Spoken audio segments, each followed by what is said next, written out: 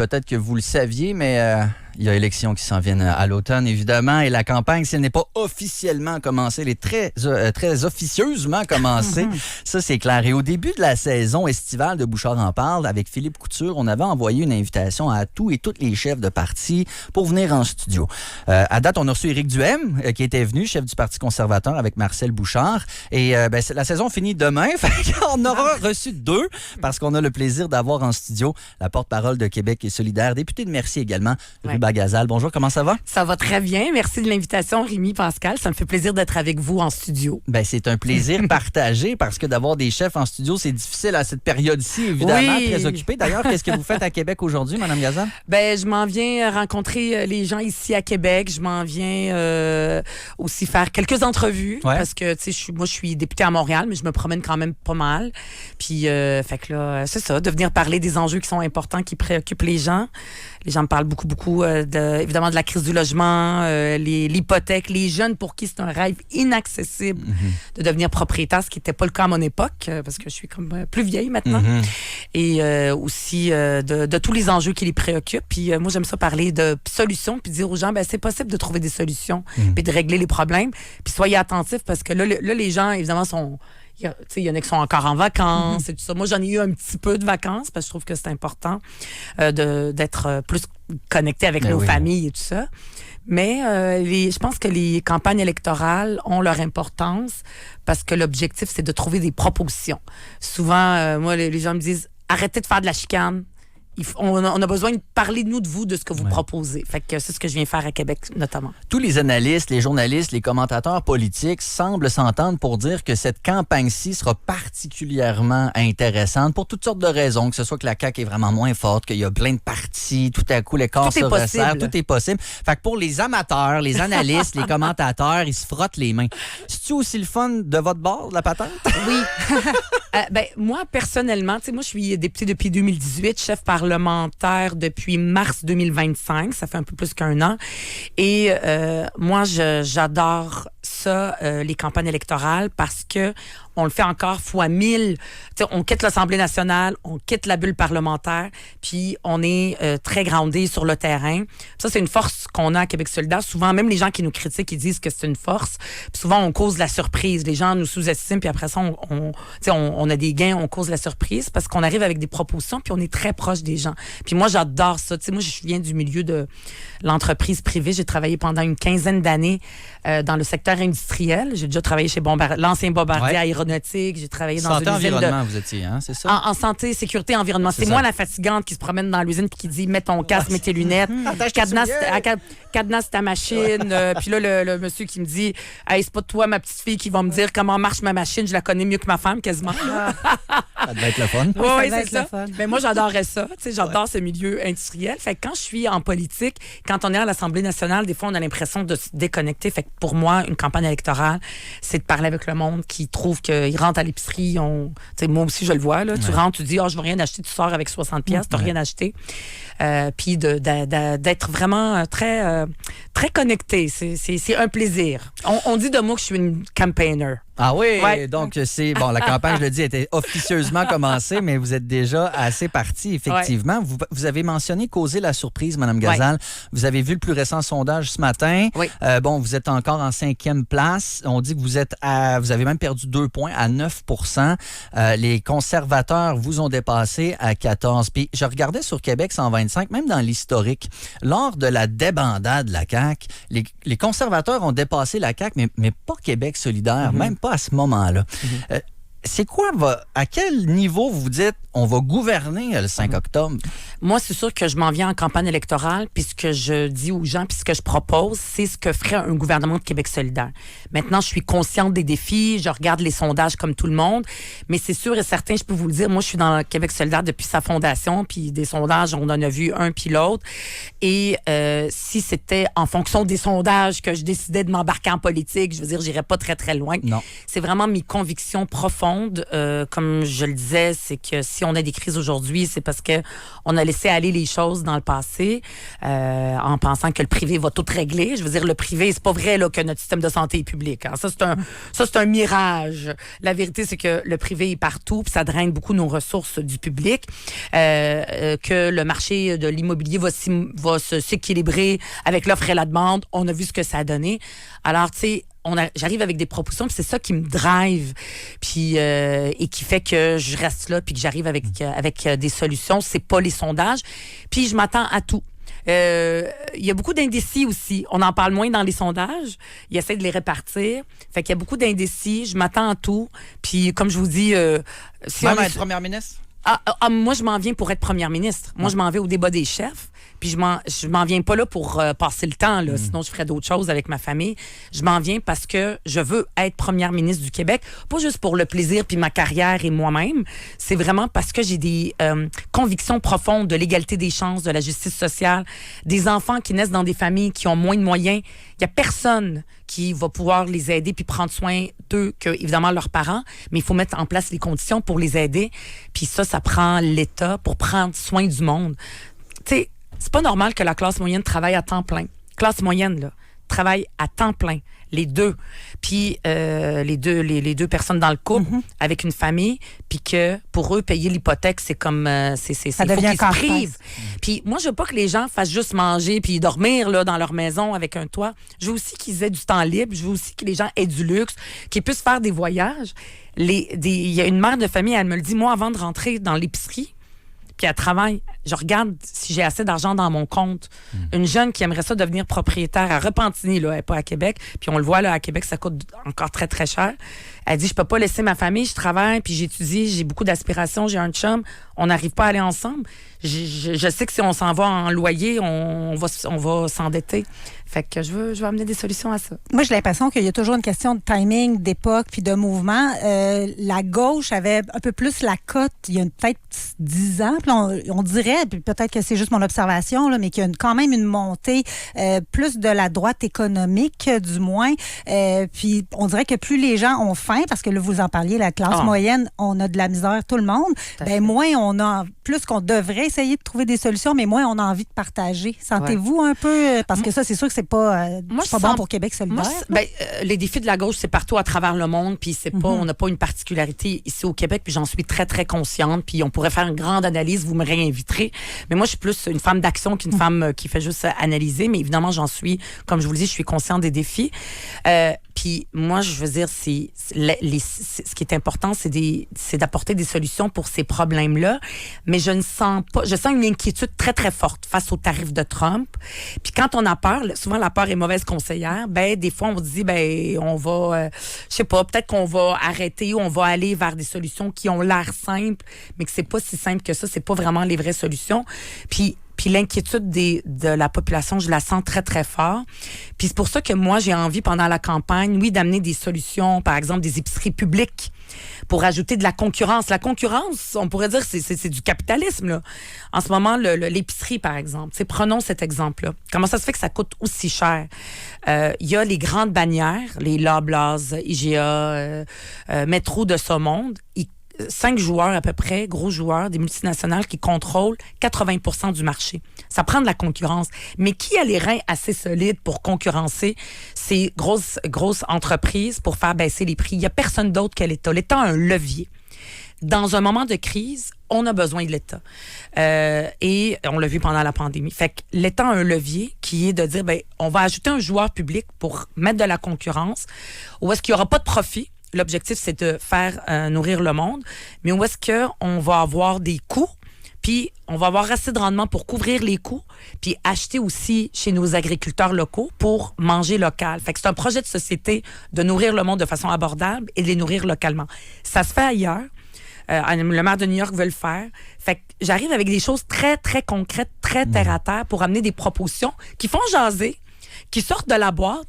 Mais c'est parce que c'est quoi l'autre solution? C'est on enlève une petite taxe comme Christine Fréchette c'est ça qu'elle a mis en place. Enlever la TVQ sur certains produits dans l'épicerie, ça fait même pas 50$ par année. Puis ça se peut qu'un autre gouvernement dise, je vais l'enlever. Fait qu'il faut avoir des projets à long terme qui sont ambitieux, audacieux, mais aussi qui sont possibles et qui sont réalistes. Fait que moi, j'y arrive pas avec une grosse analyse, la gauche, la droite. Les gens, c'est pas ça qui les intéresse. Ils me disent, comment tu vas faire pour baisser mon coût de l'épicerie? Comment tu vas faire pour que je puisse devenir propriétaire un jour? Mais en donnant tous ces rôles étatiques-là davantage, il y en a qui font la réflexion suivante. Plus il y a de programmes, plus il y a d'aide, plus il y a ci, plus il y a ça, plus ça prend de l'argent de l'État, donc plus peut-être les impôts vont augmenter. Donc les mêmes personnes dont on parle, qui ont de la misère à l'épicerie, vont peut-être se ramasser encore plus écœurées parce que tous ces programmes-là, qui sont à 100% louables, ont un coût. Font peur. Ben, ne rien faire, ça a un coût. Regardez qu'est-ce qu'on a fait depuis les 20 dernières années. On a dit l'offre et la demande. Je veux dire, moi, j'ai un diplôme d'IHSC, je connais très bien l'économie puis les principes économiques de base. L'offre et la demande, tout ça s'équilibre tout seul comme par magie. C'est pas vrai dans le logement. Ça fait des années qu'on le sait qu'on s'en va dans une crise. Et là, la crise, elle est immense. Donc, les jeunes ne sont pas capables de se mettre de l'argent de côté pour pouvoir s'acheter une maison parce que tout leur argent va dans le loyer qui coûte très, très cher. Donc, pourquoi? Parce qu'on a laissé aller le marché, on a laissé aller le privé, puis le gouvernement a décidé, et le fédéral et le provincial, de s'enlever les mains du marché locatif, ce qui fait que tout ce qu'on construit, comme maintenant l'année dernière, on a dit, il faut qu'on construise. Bien, le privé, qu'est-ce qu'il construit? Puis c'est normal, la job du privé, c'est de faire du profit. C'est ça, sa job. C'est pas de s'occuper du monde, puis de faire du travail social. Ça, c'est le rôle de l'État. Chacun son rôle. Fait que ce qui se construit maintenant, c'est beaucoup de logements à 1800, 2000 piastres. Mais les gens sont pas capables de payer ça. Fait qu'est-ce qu'on fait? On s'assoit sur nos mains puis on dit 100 000 logements. Oui, mais comment? Qui? Abordable, ça veut dire quoi? Faut que ça soit des logements que les gens sont capables de payer avec leur salaire. Puis ça, malheureusement, à cause du retard qu'on a pris, le rôle de l'État est fondamental parce qu'on a une force de frappe, l'État, qu'aucun autre joueur privé ne peut avoir. Puis on a une mission de s'occuper du monde. Pour ce qui est de payer plus d'impôts, totalement d'accord. Mettre plus de bureaucratie. Je parlais hier avec des organismes qui aident les personnes à sortir de la rue. La crise de l'itinérance, je veux dire, c'est pas arrivé comme ça tout seul. C'est parce que on n'est pas sur le point de s'en sortir non plus. Non. Fait que des petites mesurettes là, à gauche et à droite avec des petits programmes où est-ce qu'on dit aux gens, fais un projet qui va durer 3 ans. C'est ce qu'on dit aux organismes communautaires. Là, ils se battent. Là, il faut qu'ils disent, voici l'argent, où est-ce qu'on l'a mis, etc. Beaucoup de bureaucratie, puis on n'en a pas pour notre argent. C'est pour ça qu'il faut prendre le taureau par les cornes puis arriver avec des solutions qui sont aussi des projets de société. Nourrir le monde, les loger, c'est des droits fondamentaux. Puis c'est pas vrai que le privé va le faire, c'est pas sa job. Lui, il va faire un certain secteur, il a son rôle, mais quand on est dans une crise, tout le monde, même le privé, se tourne vers l'État. Ruba Gazal est porte-parole de Québec solidaire. On est également diffusé au 106.9 en Mauricie et je crois que vous êtes, par vos responsabilités, responsable de cette région-là, de la Mauricie. Donc, qu'est-ce que vous dites aux gens de la Mauricie, là, présentement? Y a-t-il des dossiers ou des enjeux qui concernent la Mauricie précisément et que vous surveillez à Québec solidaire? Oui, bien, par exemple, la même chose, la crise du logement, la crise de l'épicerie, ça va être partout, puis c'est aussi pour les gens en Mauricie. Ouais. Il y a aussi tous les projets éoliens, le Test Canada, par exemple. Si on veut de l'éolien, on veut de l'énergie et on est chanceux au Québec, on a un élément stratégique très, très fort qui est notre énergie propre. Fait que faut pas qu'on fasse comme Donald Trump, puis reculer, puis dire on s'en va vers le pétrole puis le gaz. Ça va être fini dans pas longtemps. Puis ça va coûter très, très cher à la population. Même si on enlevait toutes les taxes, on le sait. Fait qu'on a des énergies propres, notamment l'éolien en fait partie. Mais ce qui est important, c'est de le faire pour les gens, de s'assurer qu'il y ait une acceptabilité sociale, de faire des gros projets d'économie, mais de le faire pas uniquement en répondant aux besoins d'une entreprise qui veut faire de l'argent rapidement, puis de respecter aussi la population, puis nos agriculteurs et tout ça. Fait que ça, c'est un dossier aussi qu'on suit très bien. Et on a une belle équipe de candidates, notamment à Trois-Rivières. Steven Roy-Colonne, qui est déjà sur le terrain, qui est partout. C'est notre candidat. C'est la 3e fois qu'il se présente pour Québec solidaire à Trois-Rivières. Donc, il fait une excellente job, puis il est déjà sur le terrain. Si on se rapproche un peu ici, donc, à Québec, c'est intéressant parce qu'il y a 2 députés solidaires, donc évidemment, dans la région, Sol Zanetti, il y a Étienne Grandmont également. D'ailleurs, Étienne Grandmont était dans nos studios hier avec les Amis du Retour. Vous pouvez aller réécouter ça. Et pourtant, ironiquement ou parallèlement, les conservateurs sont très en vogue dans la région de Québec. Tu sais, fait que, c'est-tu une ironie? C'est-tu encore le mystère Québec? Est-ce que vous l'avez résolu? Comment vous voyez ça? Non, je veux dire, c'est la démocratie. Puis tout n'est pas dessiné à l'avance. Une campagne électorale, ça fait une différence. Puis à Québec, il y a des gens qui vont voter à gauche, de centre, de droite. Puis des fois, les gens, ils votent pas de façon figée aussi. Là. Tu sais, moi, je crois pas à ces affaires-là. Mystère Québec, le Québec, les régions. Moi, j'embarque pas du tout là-dedans. On n'a pas besoin de se diviser. C'est pas ça qu'on a besoin. On a besoin de se rassembler tout en débattant puis en n'étant pas d'accord. Puis ça, c'est tout à fait juste. Puis oui, il y a des endroits où les gens ils disent on vote plus à gauche, plus pour Québec solidaire. Peut-être dans les quartiers un peu plus centraux, c'est vrai. Mais moi, je veux que Québec solidaire aussi parle aux gens partout puis sortent de seulement les endroits, les centres urbains.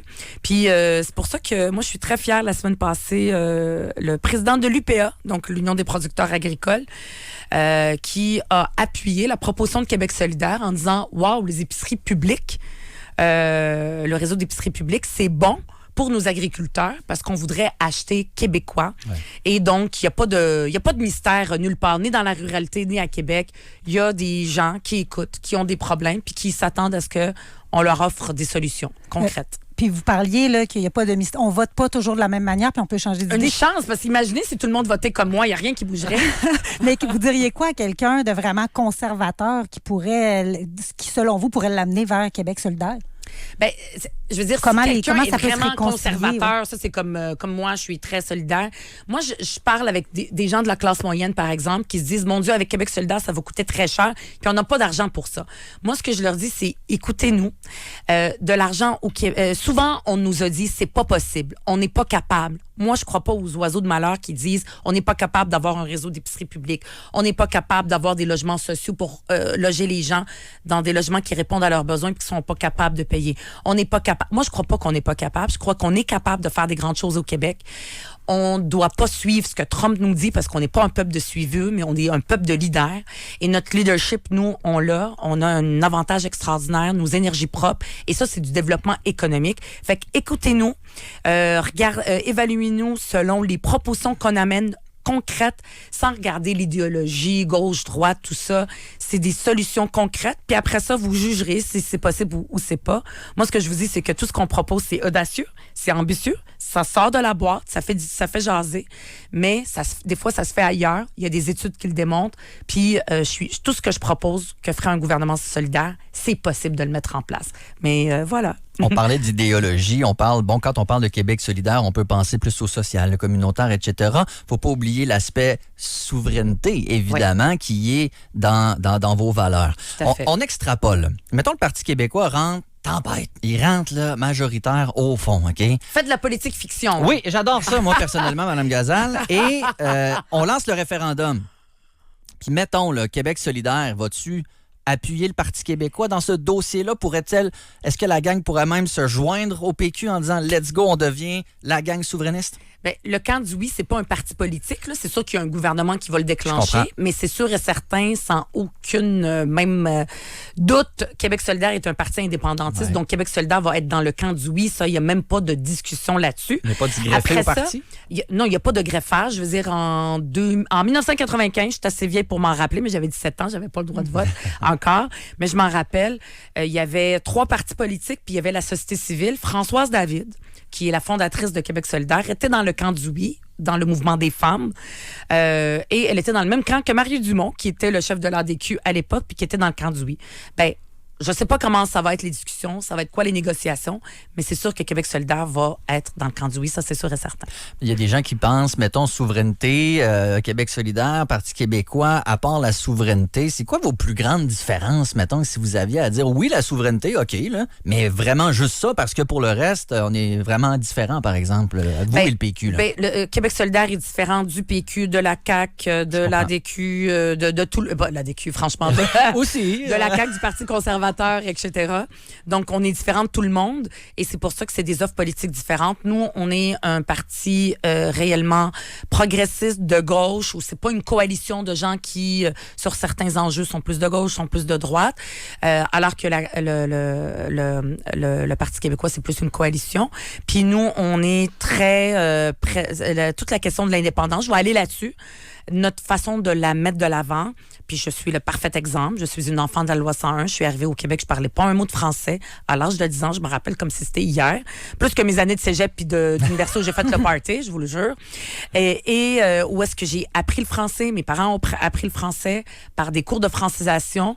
Et on n'a pas juste appris le français, j'ai appris aussi une langue. Et on m'a dit, à l'époque, à la fin des années 80, début 90, viens Ruba construire le Québec avec nous. Puis moi, c'est sûr que je trouvais ça très attractif. Puis on a une position très inclusive de l'indépendance. Puis moi, ce que je veux, c'est que le petit Ruba qui arrive aujourd'hui au Québec, qu'on soit plus sexy que le Canada, puis qu'on leur dise, viens construire le Québec avec nous. On va mettre en place toute notre volonté et tous les moyens pour que tu puisses t'intégrer au Québec, puis pourquoi pas un jour être à la tête d'un parti politique ou faire ce que tu as envie.